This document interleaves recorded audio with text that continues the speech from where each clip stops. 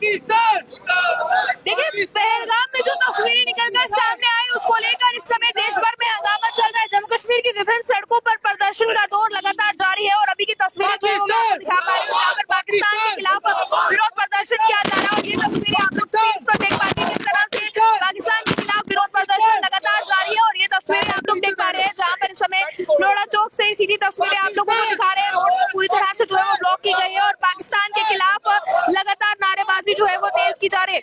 यहाँ पर आप देख रहे हैं कुछ युवा भी आप लोगों को नजर आएंगे और यहाँ के जो स्थानीय नागरिक हैं वो भी आप लोगों को नजर आने वाले हैं। प्रदर्शन जो है वो किया जा रहा है। पहलगाम में जो तस्वीरें देखने को मिली, जो टेरर अटैक पहलगाम में टूरिस्ट के ऊपर हुआ, उसको लेकर इस समय जम्मू कश्मीर की विभिन्न सड़कों पर जो है वो प्रदर्शन किया जा रहा है और लोग जो है वो गुस्से में है, आक्रोश में है। गुस्सा कहीं ना कहीं लोगों के बीच जो है वो नजर आना, जानने की कोशिश करेंगे। जो पहलगाम से तस्वीरें सामने आई है, टेरर अटैक जो वहां पर हुआ, किस तरह से देखते हैं? देखिए मुस्कान जी, आपने कल भी देखा जम्मू में क्या हालात थे। लेकिन मैं ये कहना चाहता हूँ, अगर बार बार लोगों को लगता है कि हमको तकलीफ दी जाती है, जम्मू के लोगों को बार बार तकलीफ इसलिए दी जाती है क्योंकि मेरे ख्याल से हमारी जम्मू की जनता ही सबसे ज्यादा सोई हुई होती है। वो ये ख्याल नहीं रखती उसके घर के बाहर क्या हो रहा है, उसके पड़ोसी के साथ क्या हो रहा है। ये हालात जो कश्मीर में हुआ है, ये तो उन्होंने टूरिस्टों को मारा है, लेकिन किसी वक्त में हमारे कश्मीरी पंडित भाई भी रहते थे, वो भी मेरे ख्याल से इतने मदमस्त हो चुके थे, इतना प्रेम था कि उनको लगता था ऐसा कुछ हो नहीं सकता। लेकिन 90s में जो हुआ आपने देखा।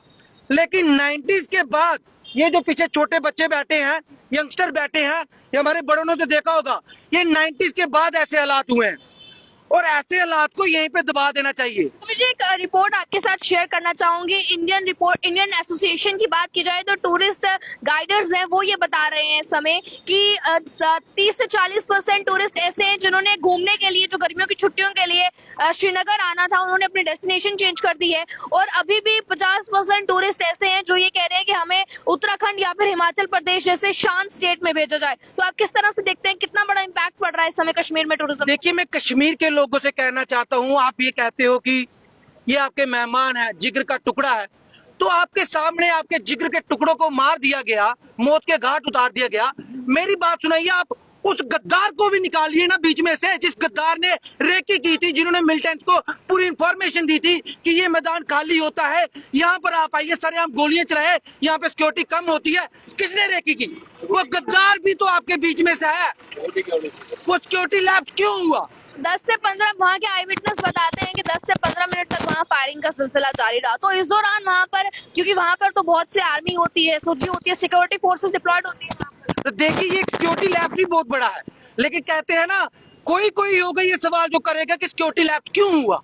मैक्सिमम आएंगे, जिसको हम बुरा भला कहना उसको कहेंगे, पाकिस्तान को गोली क्या, गोला मारो, पाकिस्तान का खात्मा करो। पाकिस्तान है क्या? हमें क्या चाहिए पाकिस्तान से? पाकिस्तान हमें दे क्या सकता है? लेकिन उसके पीछे ये भी देखिए कारण क्या हुए, सिक्योरिटी लैब्स हुआ या नहीं हुआ।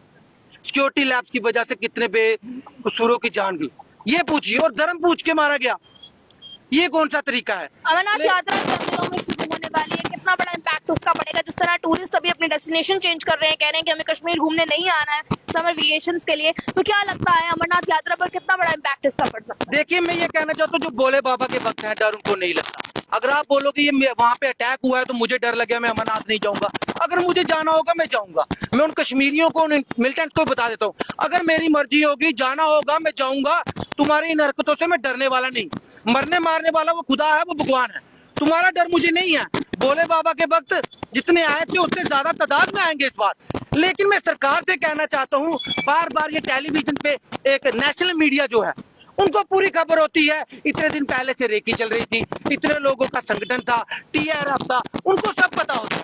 तो मेरे ख्याल से इनकी इंक्वायरी करनी चाहिए। जो नेशनल मीडिया है, इनको सारी जानकारी कहाँ पे आ जाती है, सिक्योरिटी एजेंसीज को नहीं होती। मतलब कि सिक्योरिटी एजेंसी से तो हमारा नेशनल मीडिया तेज है, उनको सब पता है। वो आपको पता कैसे चुन चुन के बताते हैं इस रास्ते से मिलिटेंट आए। हालांकि कश्मीर किसी ने नहीं देखा होगा, लेकिन उनको ये भी पता होता है इस रास्ते से मिलिटेंट आए। पहले तो उन मीडिया हाउसेज की इंक्वायरी होनी चाहिए ना। अगर हमारी सिक्योरिटी फोर्सेज, रा को, IB को, उनको नहीं पता, इन मीडिया हाउसेज को कैसे पता होता है? इसका जवाब दिया जाए। इन्होंने पाखंड बना के रखा हुआ ये जो नेशनल मीडिया है। अगर आप जैसा मीडिया ना हो, लोकल मीडिया ना हो, बाकी जो उनकी हालत कश्मीर में हुई है ना, जम्मू में आते यही हालत होती, क्योंकि वो एक पक्ष को सुनते हैं, दूसरे को नहीं सुनते। अगर सतवीर सिंह ने कह दिया सिक्योरिटी लैप्स हुआ है तो उनको दूसरी नजर से देखेंगे। अगर सतवीर सिंह ने कह दिया पाकिस्तान को गोला मार दो, जो कश्मीरी है उन सबको मार दो, कश्मीर को तबाह कर दो, सतवीर सिंह सही है।